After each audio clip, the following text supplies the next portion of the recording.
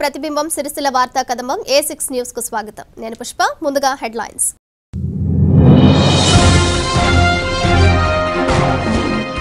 హైదరాబాద్ కేంద్రీయ విశ్వవిద్యాలయంలో విద్యార్థి రోహిత్ ఆత్మహత్యపై సిరిసిల్లలో దళిత సంఘాల ఐక్య కార్యాచరణ కమిటీ సంఘాల ఆందోళన.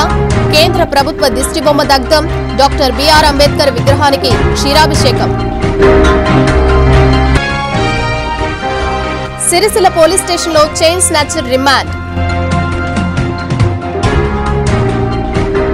9 ఏళ్ల చిన్నారిపై లైంగిక వేధింపులకు పాల్పడ్డ వంచకుడిపై పోలీసులకు ఫిర్యాదు చేసిన సిరిసిల్ల పద్మశాలి మహిళా సంఘం నాయకులు.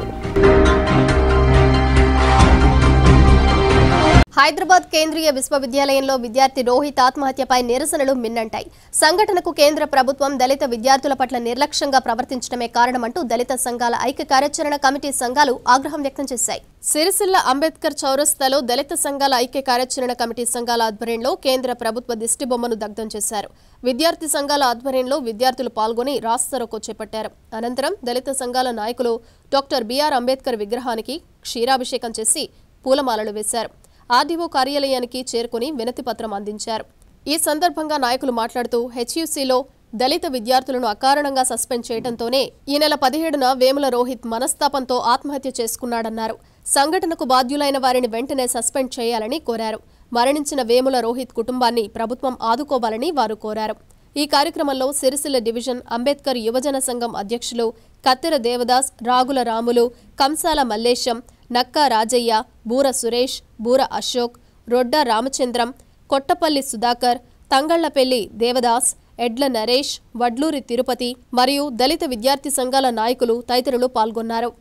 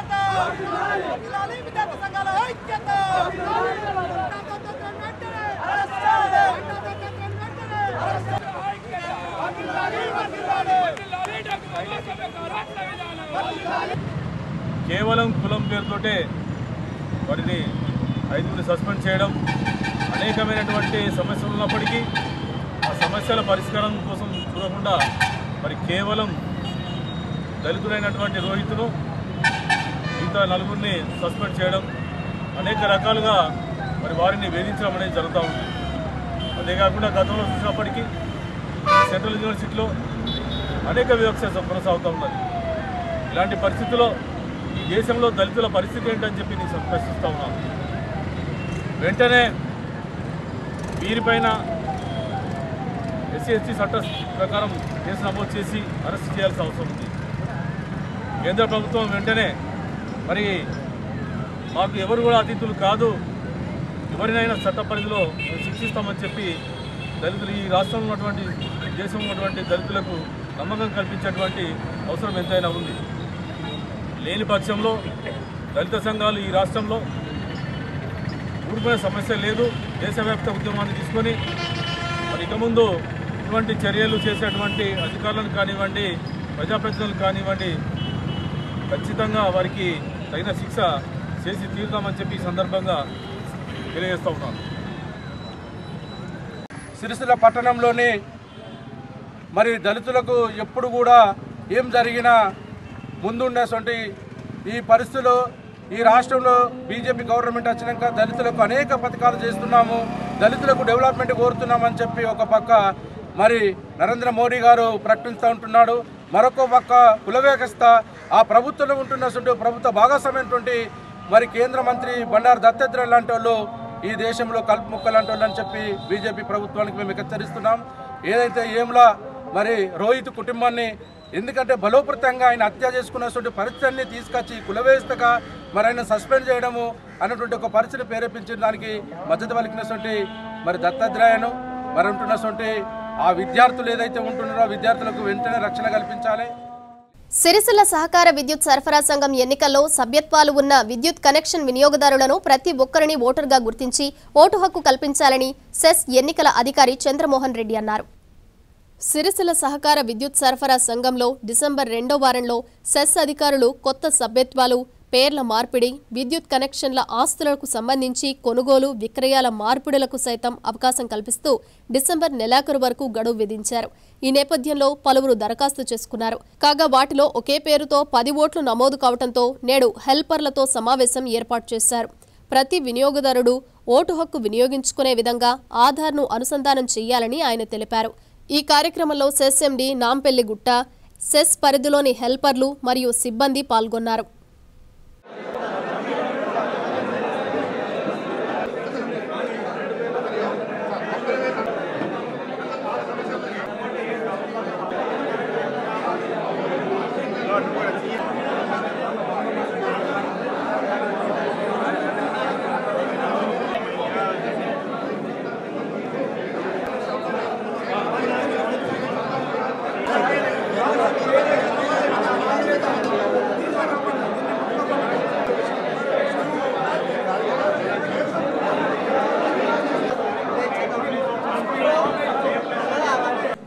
సిరిసిల్ల సెస్ పరిధిలో ఉన్న వినియోగదారులు ఒకటి కన్నా ఎక్కువ విద్యుత్ కనెక్షన్లు ఉన్న వాళ్ళు మనకు తెలియజేసినచో వాళ్ళు దానికి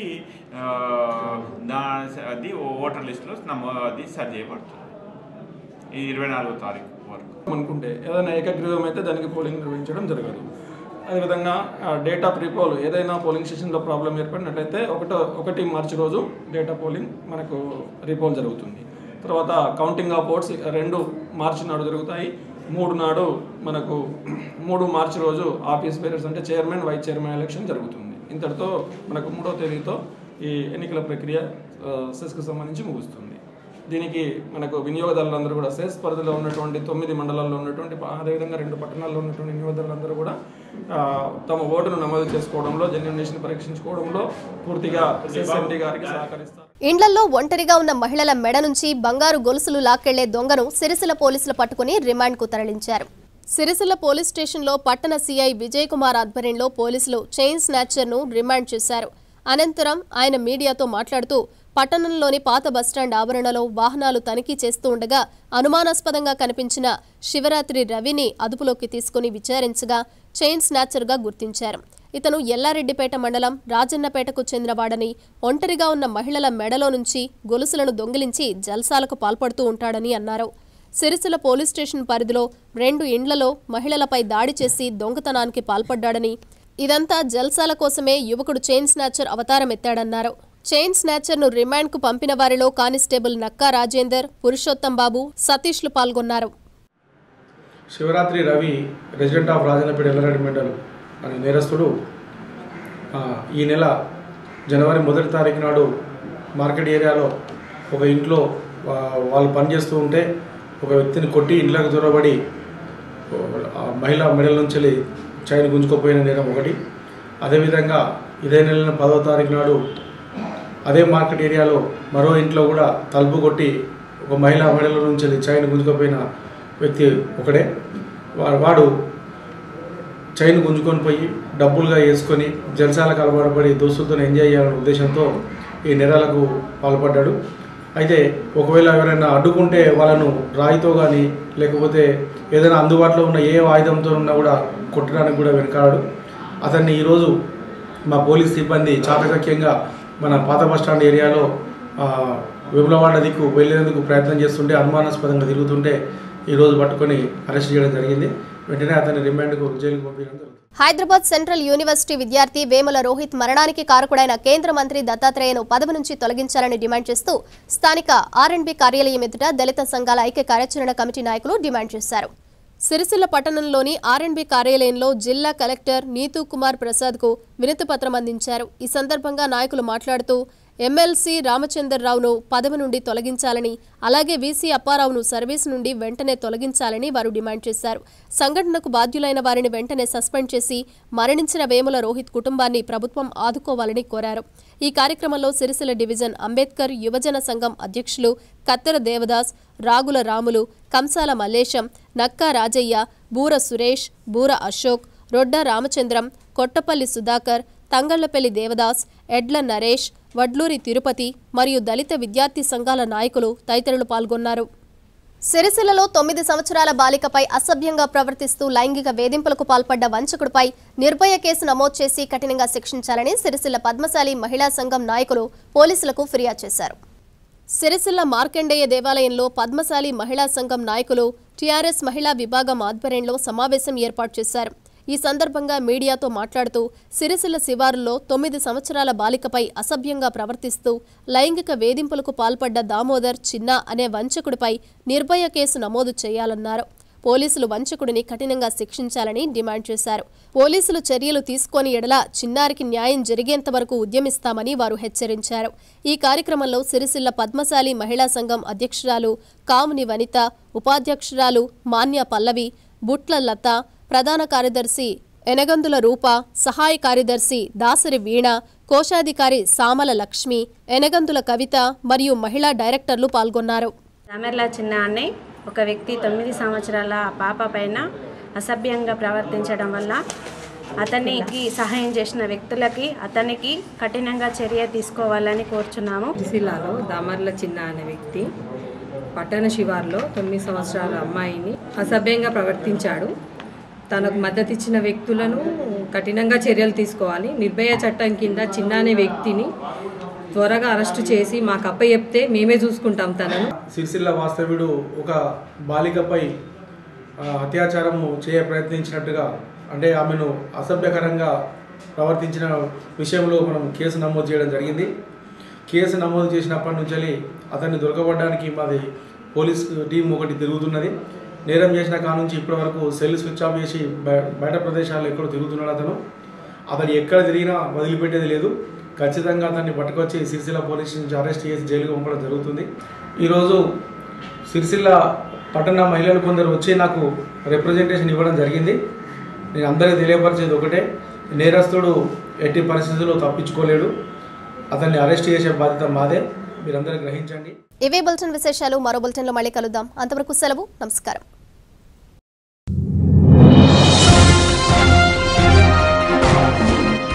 హైదరాబాద్ కేంద్రీయ విశ్వవిద్యాలయంలో విద్యార్థి రోహిత్ ఆత్మహత్యపై సిరిసిల్లలో దళిత సంఘాల ఐక్య కార్యాచరణ కమిటీ సంఘాల ఆందోళన.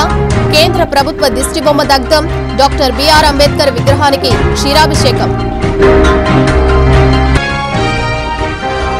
సిరిసిల్ల పోలీస్ స్టేషన్లో చైన్ స్నాచర్ రిమాండ్. 9 ఏళ్ల చిన్నారిపై లైంగిక వేధింపులకు పాల్పడ్డ వంచకుడిపై పోలీసులకు ఫిర్యాదు చేసిన సిరిసిల్ల పద్మశాలి మహిళా సంఘం నాయకులు.